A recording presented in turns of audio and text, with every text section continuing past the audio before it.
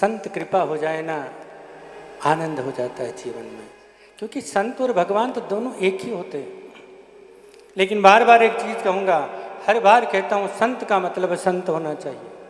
राजेंद्र दास जी महाराज कथा सुना रहे थे, एक बार मैंने सुनी थी। उन्होंने कहा था, आश्रम का मतलब होता है जहाँ रात में कोई नहीं रहना चाहिए। दिन में जो कथा सुन ले।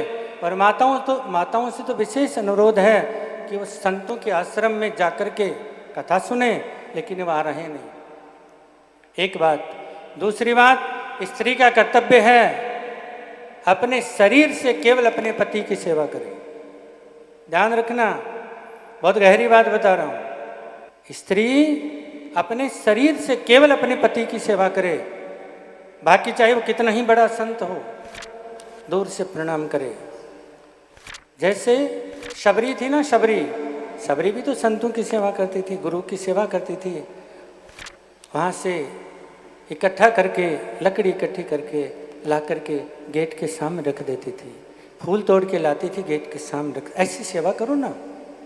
सही पूछो तो मैंने अपने जीवन में एक ही संत का दर्शन किया, आज तक और कोई संत देखे? और वह संत थे स्वामी राम सुखदास जी महाराज। प्रणाम करते हैं उनको, जिनको माया ने नहीं पकड़ा, जिनको कोई लोभ नहीं था, कोई लालच नहीं था। और अंत में जब गए तो भी अपनी 2 चिताएं बनाई। एक चिता में सब कुछ जो उनके पास था सब स्वाहा कर दिया। यानी अरे संत, जब तुम्हारा आश्रम यहाँ रह गया, तुम मरोगे, उसके बाद में सांप बन के आना पड़ेगा देखने के लिए। लेकिन स्वामी जी का न कोई आश्रम है, न कोई चेला है, न और कुछ, सब कुछ भी नहीं है। वो सब कुछ अपने साथ ले गए, यानी पृथ्वी से उनका कोई संबंध नहीं है। ऐसे संत को बार बार प्रणाम करते हैं। ऐसे संत कभी कितने जन्मों में एक बार दर्शन होते हैं।